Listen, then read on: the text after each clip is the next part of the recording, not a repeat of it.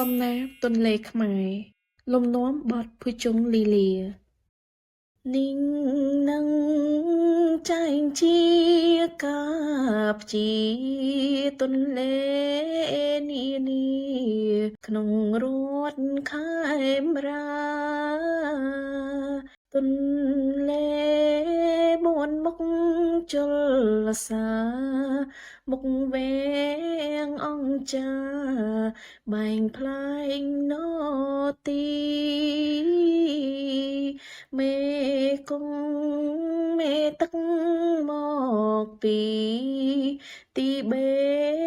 គិរីហូរមករៀងរាយស្ទឹងត្រែងបរិវត្តស្រងនីសៀមបូកហូរធ្លាយដល់ជីក្រចេះមានផ្សោតទឹកសាមច្រើនម្លែងក្បាលធំប្រផេងហែបហែលទឹកហូរមេគង្គកាត់តាមសម្បូរទេសចរហែហូមើលផ្សោតមូលមីប្រេងប្រាសំដល់កម្ពីផែឆ្លងជាទីអ្នកចេញចូលផ្សារទន្លេហូរក្រោចឆ្មាក្រោមគីសូណាជាស្ពាននិស័យខេត្តកំពង់ចាមថ្លាថ្លៃដំណាំច្រើនក្រៃដីដងទន្លេកងសូទិនល្បីនឹងគេកងមៀងរិទ្ធទ្វេស្រីសន្ធោផងទន្លេមេគង្គចំបងល្បាប់ច្រើនកន្លងឆ្លងកាត់5ខេត្តមាន500គីឡូម៉ែត្រប្រភពច្បាំងហេតុទីបេគិរីមកដល់មួនមុខជលធីមេគង្គក្រោមទីអ្នកលឿងហូរទៅកាត់ខេត្តកណ្ដាលរាំងជ្រៅព្រៃវែងតទៅដល់ក្រោមដ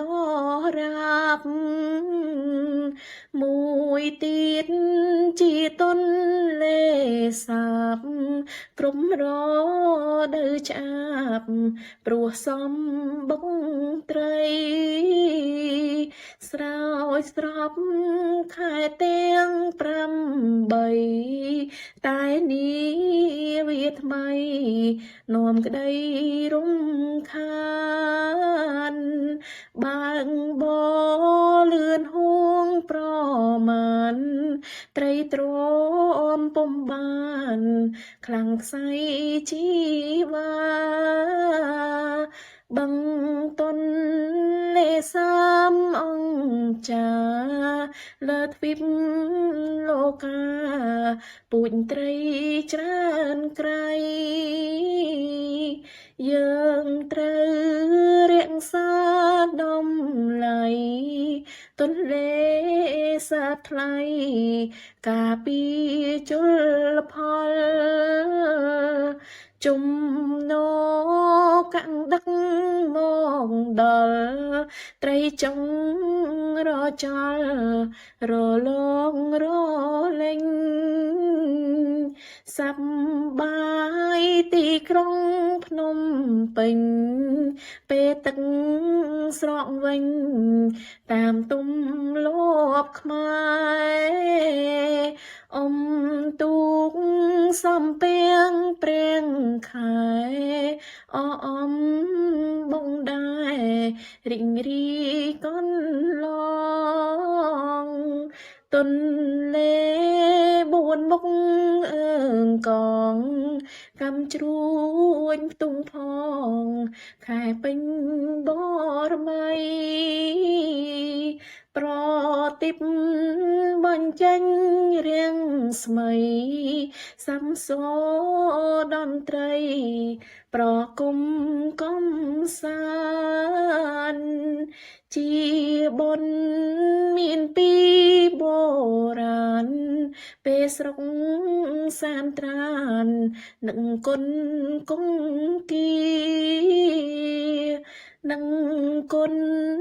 កងពលនាវីទូកងកាពីជំនួនដូនតាបីយប់បីថ្ងៃ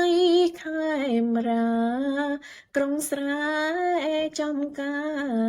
សប្បាយតាមស្ម័គ្ររីឯទន្លេបាសាំងគង្គីហោចាំងទៅសាំងមុននេះក្រោមនេះវងរៀងរាយកោះធំទៅជាព្រំដែនសីមាកំណាប់ទន្លេខេមរាចែងចាប់ខ្លឹមសារសូមជួយចងចាំ